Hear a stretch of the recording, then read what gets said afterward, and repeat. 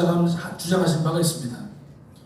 지금 제 정권이 바뀌고 보니까 지금 윤석열 정권에서는 이승만 기념관, 이승만 동상 뭐 이런 등등을 만들려고 하는데, 목사님께서 말씀하셨지만은 이승만 기념관은 그들에게 맡길 수도 있다. 그러나 이승만 대학은 목사님께서 계속 주도하시겠다 이렇게 말씀을 하고 계시죠.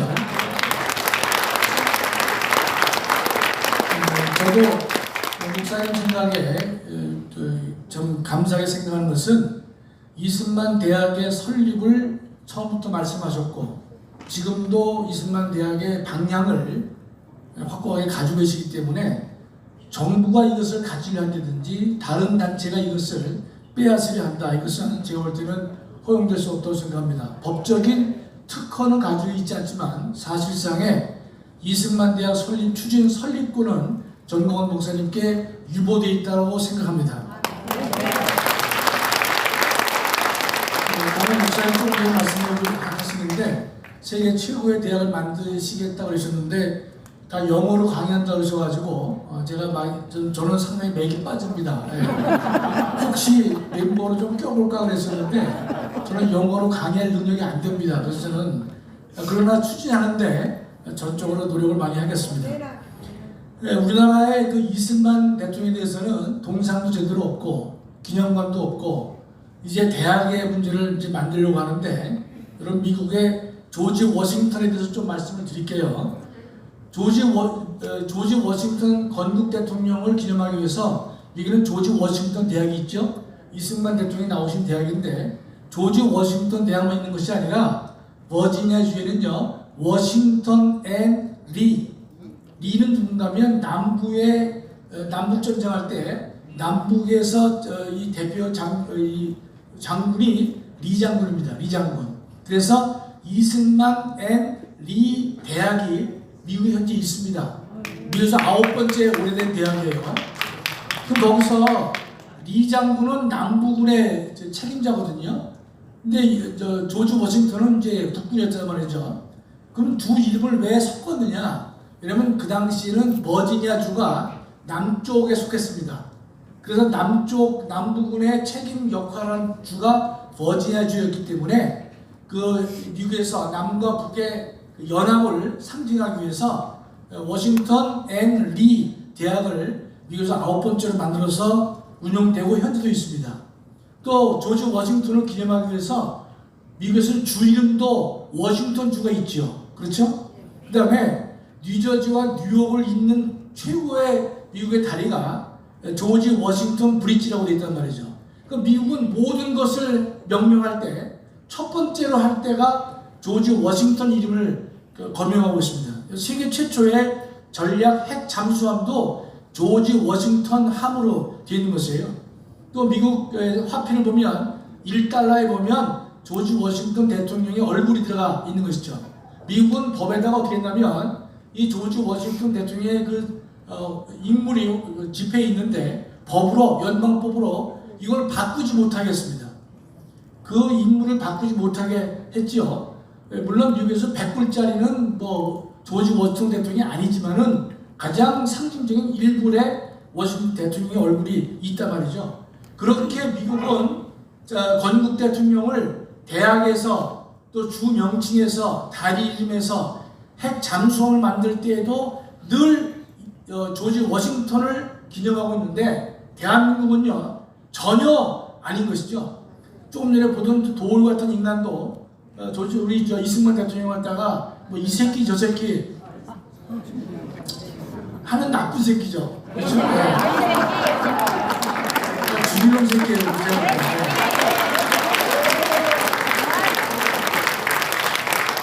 목사님께서는 이제 KBS에서 대담 토론을 목사님이 원하시는데 목사님이 도울을 지적했어요. 도울을 나오라 그래서 하시겠다 그랬는데 도울이가 회피했습니다. 아마 제가 신청하면 나올지 몰라요. 그러면 제가 면전에서 개새끼인지 하여튼 소새끼인지 그놈을 새끼라고 불러도 당연한 말이죠. 예. 지금 이제 이승만 대통령에 대해서는 광장도 제대로 안 돼 있고 기념관 동상도 어디 조그만 데 있단 말이죠. 제가 볼 때는 이승만 대통령의 동상은 광화문에 당연히 만들어져야 돼요. 그럼 목사님께서 이승만 대학을 말씀하셨는데 어떤 독지가가 200만 평을 말씀해 주셨기 때문에 200만 평이면 서울대학교 관악 캠퍼스가 100만 평밖에 안 됩니다. 근데 200만 평은 어마어마한 것이 되는 것이죠. 그리고 이승만 대통령이 대한민국의 화폐에 이승만 대통령의 얼굴이 있었습니다. 실제로 7개 있었어요. 있었는데 이 박정희 정부에 들어와서 없애버렸습니다.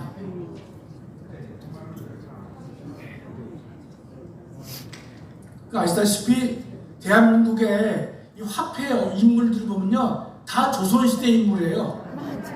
뭐 신사임당, 이율곡, 세종대왕, 이수진 장군은 100원짜리 동전에 있죠. 예.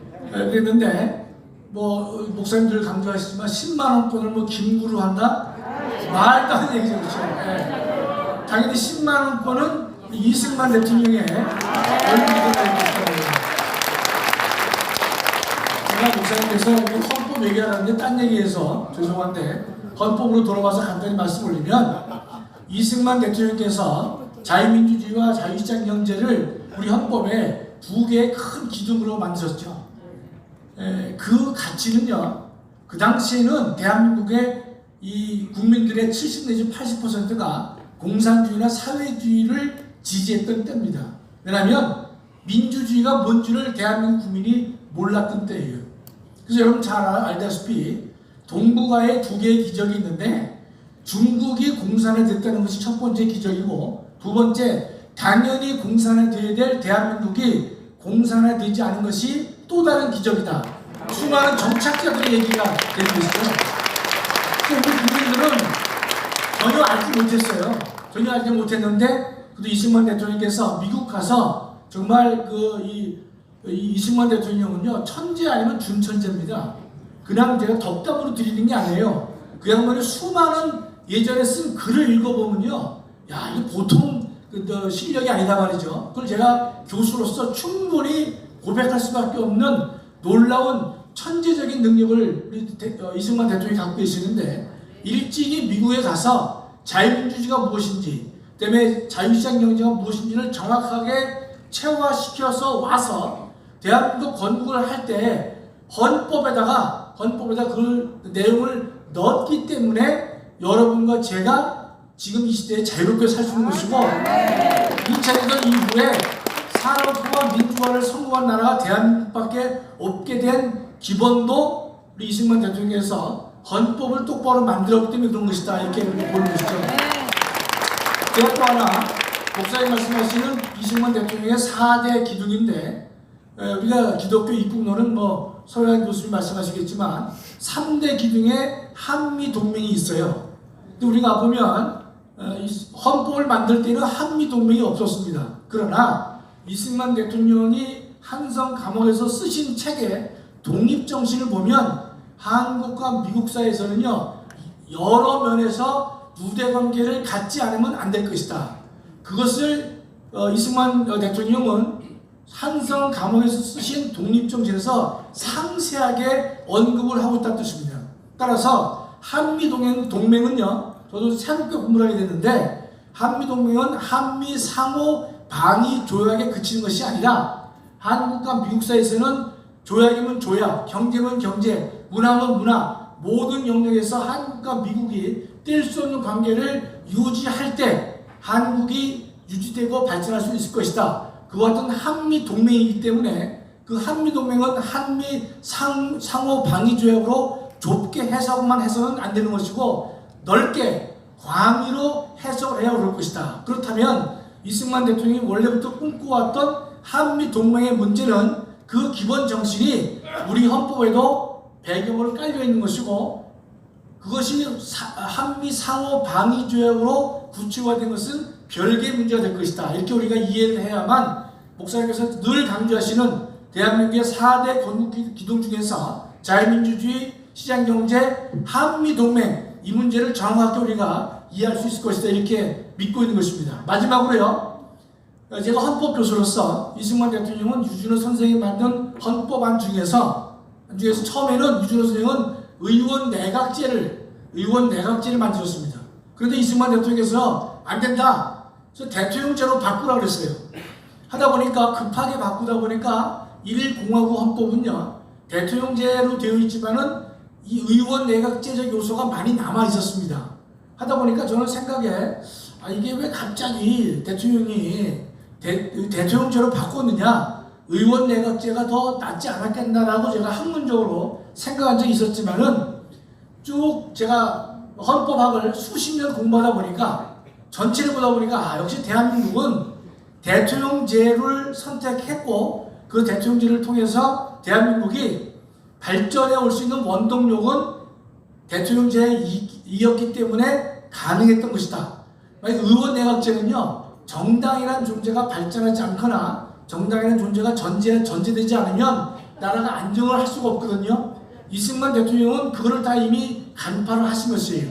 정당도 없었고 발전도 안 됐고 또 대한민국을 맨 바닥에서 정상으로 올리기 위해서는 대통령을 통해서 대통령이 4년, 8년 그 이상으로 힘을 모아서 국정을 이끌어 가야만 나라가 바로 설 것이다.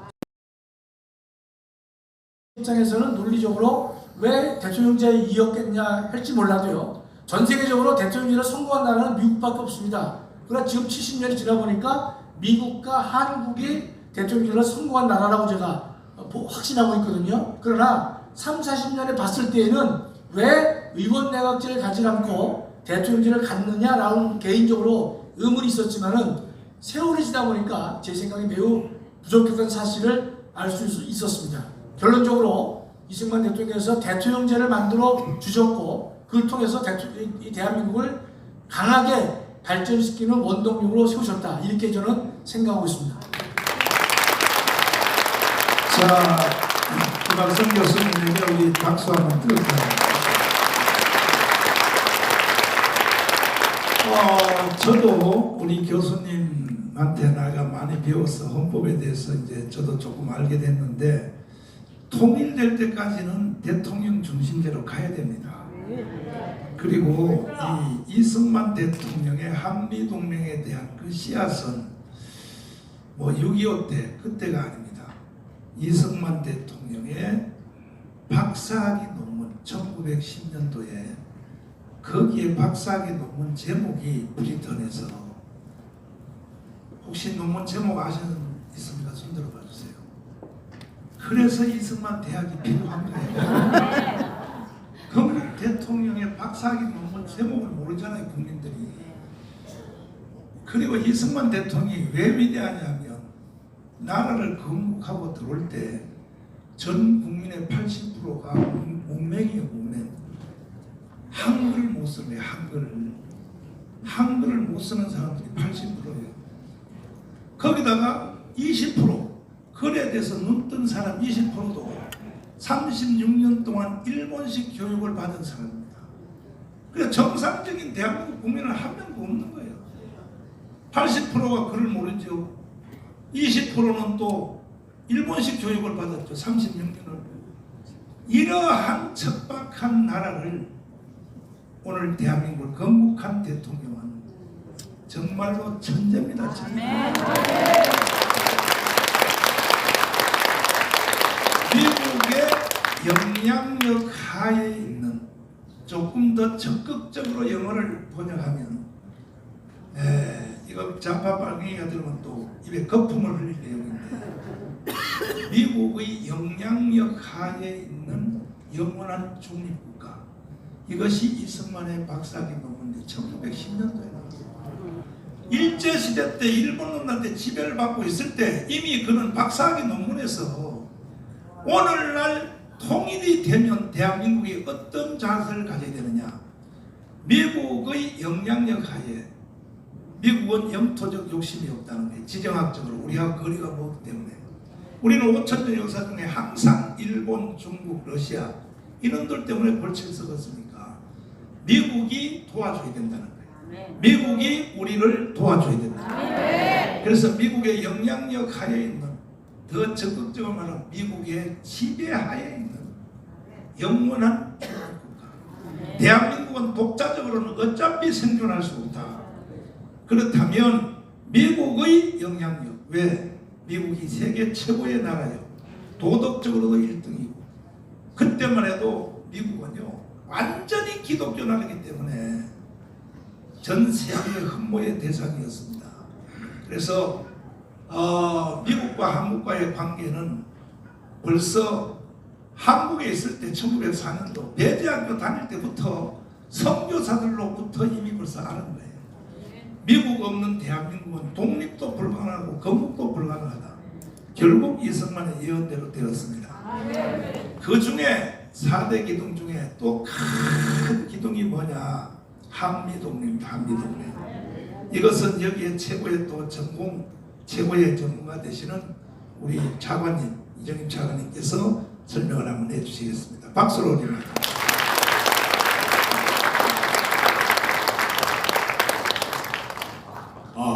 뒤에 잘 들리십니까? 네.